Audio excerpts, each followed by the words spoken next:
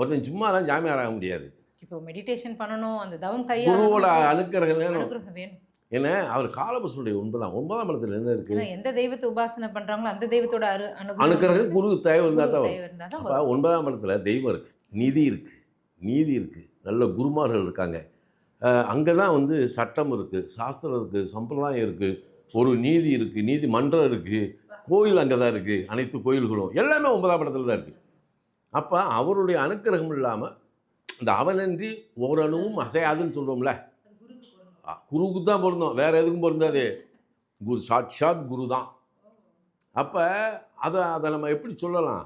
அவரை வந்து மிகப்பெரிய நர்த்தனம் ஆடக்கூடிய சிவன் தான் அது. சிவனை சொல்லலாம்.